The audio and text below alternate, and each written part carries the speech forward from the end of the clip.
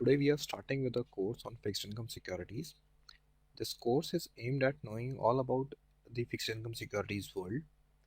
First of all, we'll have a look at the course structure, how this will course will look like and how it will move forward. This is the course structure which starts with the introduction to the fixed income securities.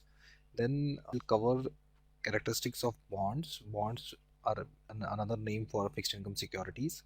Then type of bonds, advantages of fixed income securities, risk attached to fixed income securities for the investors, bond pricing, how these fixed income securities will be priced in the market, concept of yield, which is a very important concept, and the uh, next is price yield relationship, then a duration concept, and finally the yield curve. So this is the basic structure of this course, which will this course will proceed in the points mentioned here. So first of all, we'll start with the introduction to fixed income securities. Before getting into fixed income securities, let us understand what are securities and why they exist. Securities basically exist for the purpose wherein two parties involved into the securities trading, one is the issuer, one is the investor. So securities exist to satisfy need of both these parties.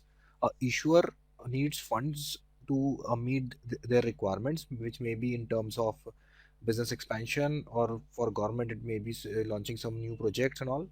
So the purpose is to gain the to have the funding of these projects. On the investor side, investor gets the income.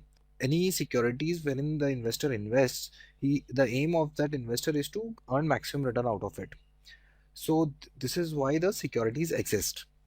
So now this since our tutorial is for fixed income, we'll concentrate more on fixed income securities. As the name itself suggests, fixed income securities are the securities which provide a fixed income stream to the investor. So whenever an investor is investing into a security, a fixed income security, he expects a fixed income stream over the period of time until the maturity of the paper, and at the end of the paper, he expects the money invested to be returned back to him. So, introduction to this fixed income securities says here in this slide. These are the securities issued by government, corporates in order to meet their long-term and short-term funding requirements, and in return, investor gets a fixed income in the form of interest and receives the par value upon maturity of the bond. So typically, these securities are issued by federal government or maybe by the corporates to meet their long-term and short-term funding requirements. So the long-term and short-term is basically depending upon the maturity of the security. So these security, like typical government bonds, can range, the maturity can range from 20 years to 30, 40 years, and in short term it may be less than a year or maybe 12 months, 9 months securities. So there's a kind of maturity which define whether it's a long term or short term securities, and can be issued both by the government, corporates, or maybe government backed agencies like municipal corporations, state government, etc. So this is how the fixed income basically securities are as a basic definition. Moving on to the characteristics of bonds. Basically, securities and bonds can be used interchangeably. Fixed income securities means are also termed as bonds or maybe debt securities. So we'll use these terms interchangeably during this course. These fixed income securities have certain basic characteristics, or we can say that these are the properties of a bond.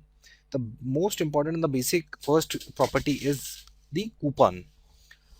Coupon is basically the fixed interest rate which the issuer will pay to the investor over the period of time to basically use the capital the investor has invested in the coupon. Is the interest rate the bond pays, basically the issuer pays to the investor as a return for using the investor's capital.